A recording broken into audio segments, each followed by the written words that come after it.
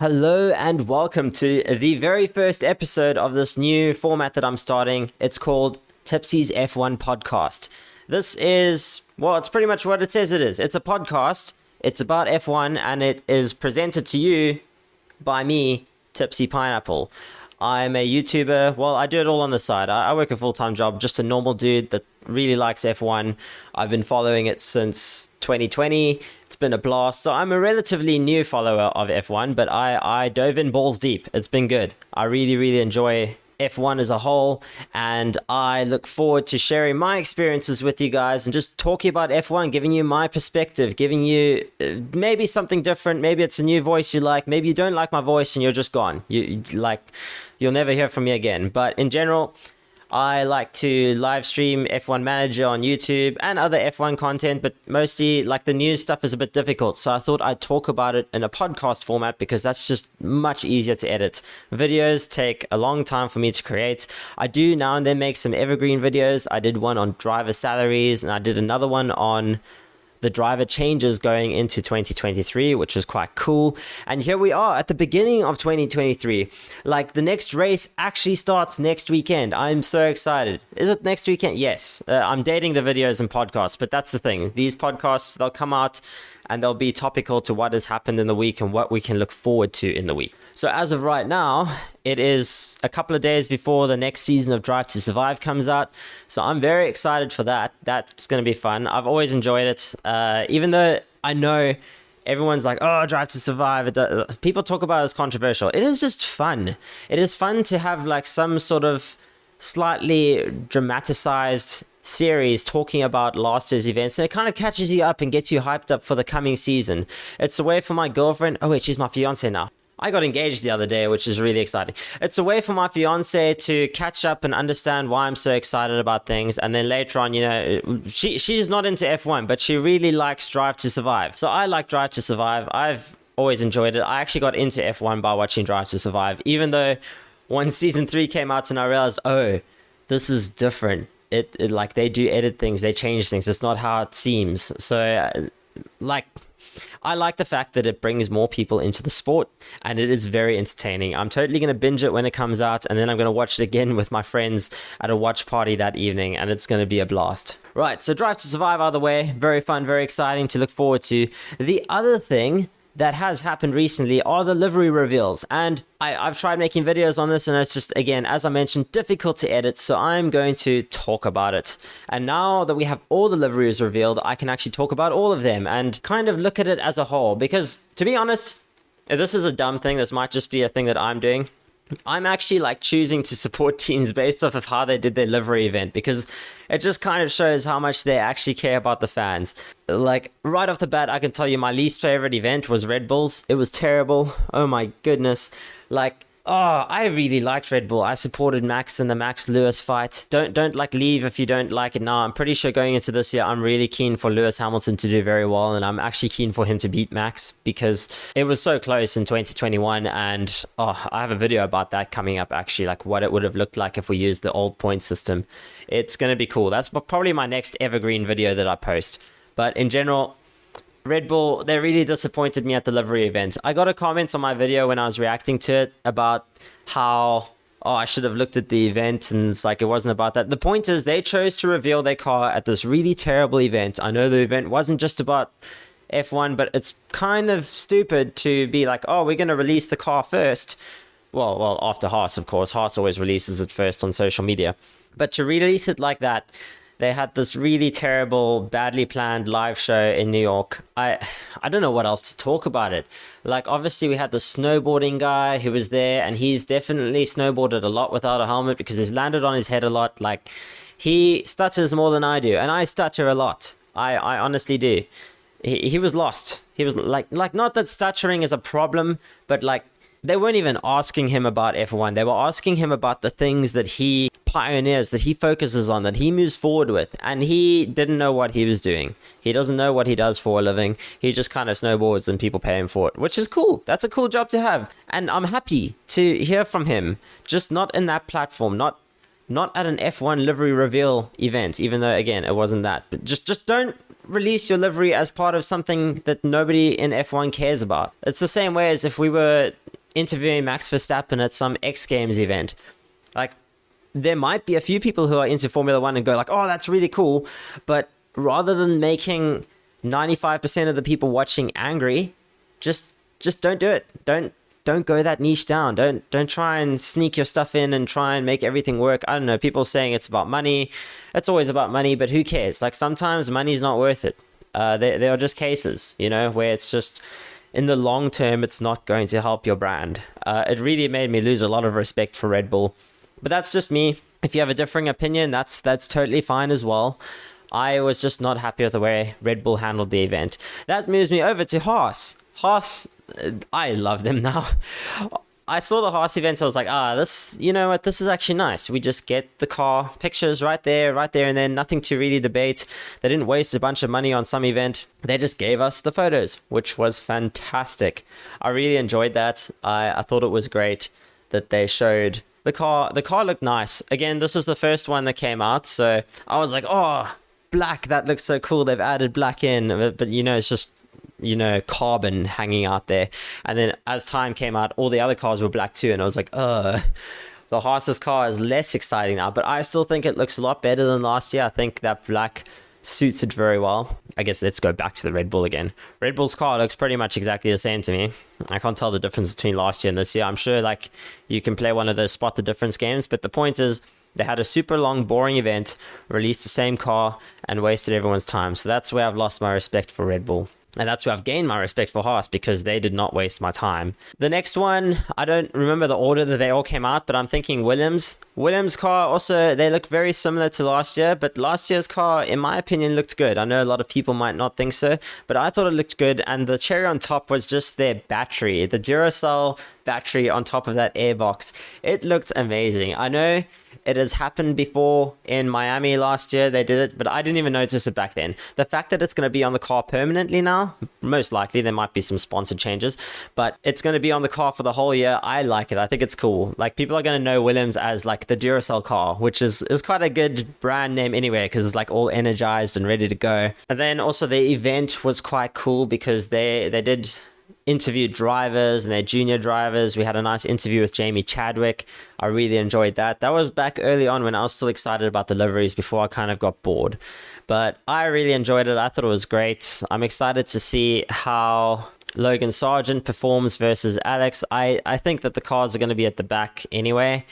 I'm not, well, maybe I'll talk a little bit about my predictions in this podcast, or I'll save that for another podcast. I'll split it up. We'll talk about predictions properly in the next episode. Right, moving on to, I would say, Alfa Romeo. That was a good one.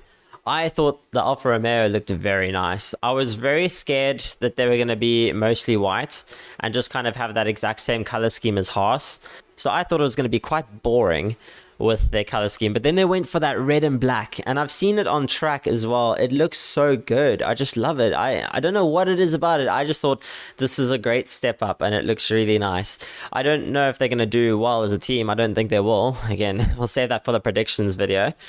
Or not a video, it's a podcast now, I guess. But the point is, it looked really nice. I also liked their livery launch event. I mean, people laughed at it. They said it was very funny. Like, it was very, I don't know, talk show host vibe. You had the studio audience thing, but it was still better than Red Bull's. At least they were talking about the car. They had the engineers on for a while. They showed the car off pretty early, and then they had a chat, so that was also quite nice. That they were just like, here's the car. Now, if you want to stick around, stick around. Otherwise, go talk about it and all that stuff. When Red Bull's just, everyone was complaining. They're like, where's the car? You could obviously see in the live chats of everyone who was streaming the Red Bull one, everyone was just like, show us the car. So at least with Alfa Romeo, they showed us the car, and then they were like, okay, cool, now let's chat.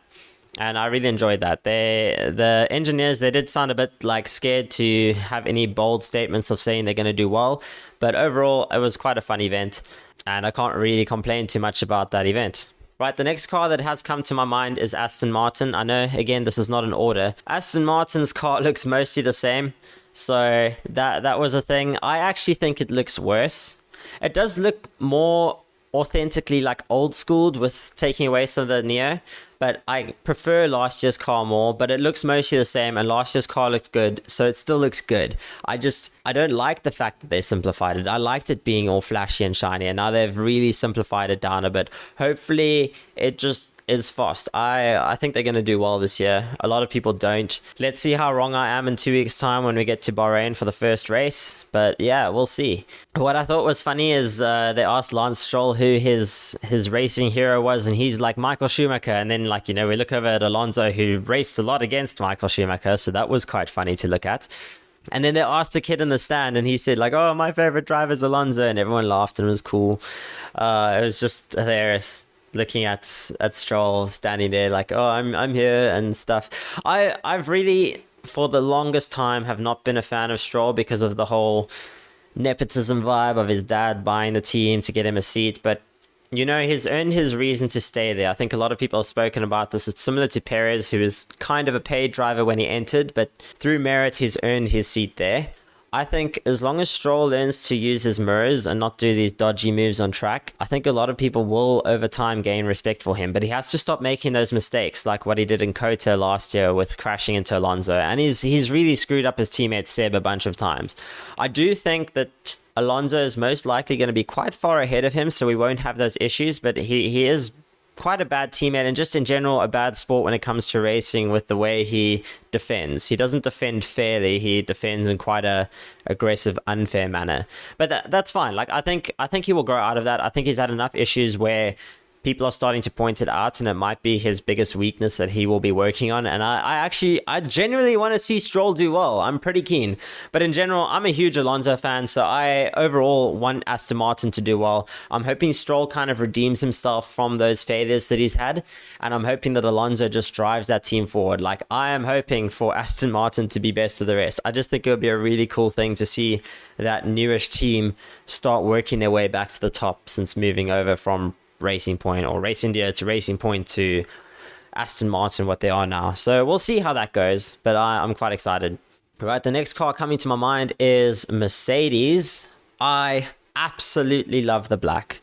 I liked their reveal events as well. They were just kind of straightforward to the point. Now that I'm thinking I'm going to save the best for last, as you can probably think who I think it was.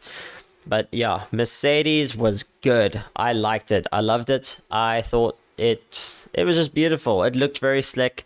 I'm hoping that they are actually able to fight in the front, because that's the main thing I want from the sport this year. I'm hoping that the battle for first is close. I hope Red Bull doesn't run away with it, and if Ferrari does well and if Mercedes do well, I hope neither of them run away with it. I hope it's a tight battle for those top three teams to fight. Even if a fourth team could get in there, which I doubt it, if there is a fourth team fighting for that top, it would be amazing. It would be amazing if all the cars were just fighting and every weekend it was a disaster. You don't know what's going to happen. That will just be perfect. But alas, we don't know if that will happen. We'll see if it happens. If it happens, cool. If it doesn't happen, that's fine as well. But overall, the Mercedes launch event, very cool. I'm very excited to see it. They sounded very confident. I think, if I remember correctly, they sounded quite confident about their car doing well. So I'm very excited to see that on track. It sounds like they keep changing the ideas with design philosophies. I don't know if that should throw people off or what they're planning on doing, but they sound like they're doing everything they can to make that car as quick as possible, which, that should be the goal of every team, obviously, but we'll see. We'll see what happens. The next car that's coming to mind is McLaren. Their car, when I first looked at it, it looked exactly the same. I thought it looked exactly the same, and then I realized it's got quite a bit more black in, and that made me really like it. The carbon there, it was their colors are just good, with the papaya or orange, whatever you want to call it. They'd shoot you if you say orange, but it is orange. And I just thought it was pretty. I realized, hang on, I really liked last year's car. I like the chrome sponsored wheels. I think it's just pretty. And that light blue does go nicely with it. I don't actually... This funny enough, I've watched interviews and they say they're using the light blue because they want to make it work with the apparel. But I think the apparel looks dumb with the light blue, and that the car does look good with the light blue. So it's one of those little... why make it light blue if you want to make it look nice for all the clothes that you guys have? But actually, that blue is just not that pretty. So, as far as I've heard, is they originally had blue because they worked with their sponsor Golf, and now Golf is not there. So it is that very much why keep the blue. I saw Tomo F1 on YouTube. He's done a redesign, and he did a redesign of the McLaren where he took out the blue, and I thought his design actually looked really good. I like the blue. I think it's good, but the blue is kind of unnecessary. Either way, I like the car. I don't know why they're sticking with the blue. I do like the blue, but I think it would look really good without the blue as well. I think they'd have their own brand more in control, which would just be a really cool thing to see. And yeah, I'm excited to see how Oscar does in the team. I think that's going to be a lot of fun. Again, with the event, by the time the McLarens released their car, I wasn't really watching the events anyway. I was just looking at their liveries and seeing how it was. Right, I'm forgetting people. I'm going to say Ferrari for last. I have been saying, I'll say the best for last, and now I'm just spoiling it. I really liked Ferrari's event as a whole. So let's talk about AlphaTauri first then. AlphaTauri, they are different. They've suddenly added a lot of red to their car, which if there weren't so many other teams also using a lot of red, I'd be like, oh, that's cool. But because there's a lot of other teams using red, I'm a bit more iffy. Lots of people hate the livery. I can tell you right now, my future father-in-law really likes it. So I am obliged to like it as well. No, I don't think it's terrible. A lot of people think it's terrible. It looks disgusting.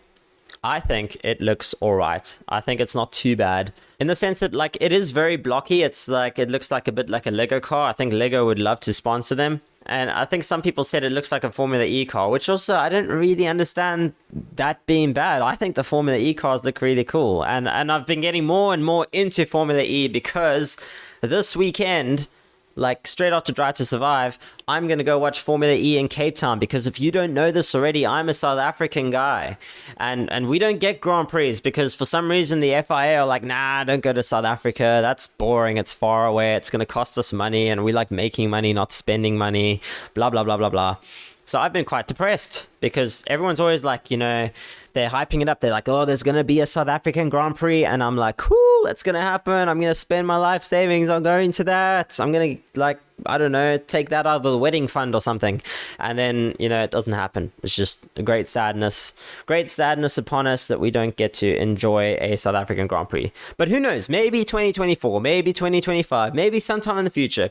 Hopefully, the Formula E race in Cape Town, South Africa, this weekend on Saturday goes really well. And they like suddenly decide, oh, South Africa is the place to have our opening races or something like that. I don't know. It's going to be cool. I'm very excited. Anyways, we were talking about AlphaTauri. Sorry, I got on a bit of a tangent there. AlphaTauri. Yeah, they've got Nick de Vries coming in from Formula E. So this was on topic. Yes. I looked at last year's Formula E race and Nick didn't win. I for some reason I assumed he won last year. He is a 2-time Formula E world champion, but he kind of fell off a bit last year. It might have been because he was so excited about F1 and just started working on neck training rather than Formula E skills because his teammates won the championship. So it's not like the car was bad. It was just he sort of fell off a bit, but it might have just been because he lost focus and was very focused on F1, and maybe that's a good thing for him going into F1 this year. Yuki Tsunoda has a lot of hype behind him. I don't share that hype. I got excited for him before he started. Then he crashed a lot in season 1, in his first season. Then in his second season, he made a bunch of more mistakes, like crashing into Pierre at Silverstone, and that was not good because I'm not so much a huge Pierre Gasly fan anymore, but I was quite a huge Pierre Gasly fan going into 2022 because I just thought, hey, this guy, he's won his first race, there's potential for him. He won his first race in an AlphaTauri, which is a pretty useless car, so this is quite good. But actually, I realized looking back that back then the AlphaTauri was pretty good, and the last 2 years it has not been pretty good. So there is that. Pierre can do well in a good car, which is exciting. Anyways, Pierre's not even there anymore. And that reminds me that we should go talk about the next team. So again, AlphaTauri, the livery, I think it looks okay. Like, I give it a 6 out of 10. It's pretty good. It's not amazing, but I don't think it's bad like a lot of people think it is. Moving on to where Pierre has moved on to is Alpine. Good old Alpine. And a lot of people, I think the same as last year, lots of people don't like that blue on the Alpine. And me personally, I do. I think the blue and pink looks really cool. I dig it. Like for some reason, I really like it and most of the world does not like it. And that's just me. I do like the full pink livery, and I do wish that they just went with it for the full year. What the plan is to do for them, they are planning to do it for 3 weeks, or not 3 weeks, 3 races. The first 3 races, they're going to have the full pink livery, so they released 2 liveries. They released the full pink one, and then they released the blue and pink one. And that full pink one looks pretty good. And the blue and pink one also looks pretty good. And most people say they really like the full pink one and they really hate the mixed one. They just say it's all over the place. And I don't know, maybe it's just me. I like the fact that there is a team where it's just all over the place, because a lot of the other cars right now have like simplified and gone really simple. Again, liveries are an opinion thing. I'm very happy with people to have their opinions, and I'm happy that I can have mine, and I'm happy that we are not on Twitter, because I would probably be depressed if we were on Twitter right now, because people on Twitter are crazy. I don't understand why they are so hell-bent on being right about opinions that don't really matter. Anyways, that's the thing. I think you've established now that I'm not really a super fan of any specific personal team. There are people and teams I like over other teams, but I respect everyone who's been able to make it into Formula One, and the teams and all the effort each team puts into making their team survive in Formula One, because it's a lot of work, and it's just like, in general, I'm impressed by everyone who makes their stand and is able to race in Formula One. Even the worst team, even if Williams is there at the bottom, they're still close. Like, we're measuring these in the smallest little fractions, so they're not terrible. Like, if I built a car, it would take me weeks to make that to make my car actually do that full race distance. I'd be better off walking, I guess. I'm trying to think now. So I have spoken about Red Bull, I've spoken about McLaren, I've spoken about Williams. I'm just counting these on my fingers. I've spoken about Aston Martin, I've spoken about Haas, I've spoken about there's more. Alpine I've mentioned here, Alfa Romeo. Is there anyone, I think I've spoken about all the teams except Ferrari. If I've missed one, I feel terrible, and that just shows you how terrible the livery event was. Or the livery event was later than everyone else, because that really, it's thrown me off. I can't believe how excited I was at the start of February, and how much that excitement just fell off a cliff after the first week and a half into February. I was just like, cool, I've seen 4 liveries. This is actually pretty boring now. That's why I feel bad about making my first podcast about liveries. It just is the case. Fortunately, hopefully, other podcasts get better, and we'll just see what happens, I guess. Let's talk about Ferrari. I guess I didn't mention this about the Mercedes, but Mercedes, after their actual event, they went and took their car out on track, so the people who were there in person got to see that, and they did broadcast that as well to people who were interested on being on apps and stuff to just check that out. I didn't look at it, but apparently it was cool. But what I loved about Ferrari's reveal event is, in their event they test drove their car, and that just showed me that Fred Vasseur has balls, like huge ones, bigger than mine, and mine are pretty big, I think. I need a second opinion. But yes, it was amazing. I'm just excited for that team. I think they're energized, they're ready to go into the year fighting, and I hope that when they go into the year fighting, that they maintain that momentum, that they just send it all the way through till we get to Abu Dhabi. I mean, maybe we're lucky and we don't even have Abu Dhabi as the final race, and they decide halfway through the year that they're just going to scrap it because F1 is a lot of fun and it's nice to have a really fast car. Why did I say fast car? It's nice to have a really fun track to end the year off on. It's nice to have a fun track, everyone. The best thing that F1's done recently is get rid of the French Grand Prix, because sheesh, that place was boring. I watched it with my, fiance now. I watched it with one of her uncles. And he told me, dude, if you had told me afterwards that this is the French Grand Prix and it's going to be really boring, I probably wouldn't have watched it. And I was like, I'm a Formula One fan. I need to watch even the bad races. So yeah, alas. They got rid of the French Grand Prix and then didn't replace it with the South African Grand Prix, which I just don't understand. I'm going to fight this forever and ever. It's just a thing right now. Okay, but yeah, back to Ferrari. Very excited to see Sainz and Charles Leclerc, I'm saying his name funny, Charles Leclerc. I'm excited to see Carlos Sainz and Charles Leclerc do well. I think they can both do well. I'm hoping Sainz doesn't have an unlucky streak at the start of the season like he did last year. I'm hoping he's sort of more on par with Charles. Well, I'm hoping he beats Charles. I really like Carlos Sainz, and I like Charles Leclerc, but I really like Sainz. I want to see him do really well. I want to see him crush it. I want to see Sainz as a world champion. I think he's got that potential. He just needs to not make those mistakes. The way he handled Silverstone to get his first win was phenomenal. I loved it. Anyways, that was Ferrari. I'm excited to see that. That's going to be me, guys. This has been our first ever episode of Tipsy's F1 podcast. I've been Tipsy Pineapple. I hope you've enjoyed it. And I look forward to chatting to you about my driver predictions later this week. And I look forward to just in general talking about the races. We have a segment of the show that I'm going to add soon. We'll add that when the races start, and maybe we'll do some cool aggregates from that. But that's going to be me. Whatever you're listening to this on, whether it's YouTube, Spotify, iTunes, I don't know, Apple Podcasts, like I don't actually know where I'm publishing this to. Over time we'll publish it to as many things as we can, but for right now I don't really know what's going on. Just like, follow, subscribe, do all the call to action things you can to get this out there so that I'm more encouraged to do more podcasts for you guys. Thank you very much, and I'll catch you next time. Cheers.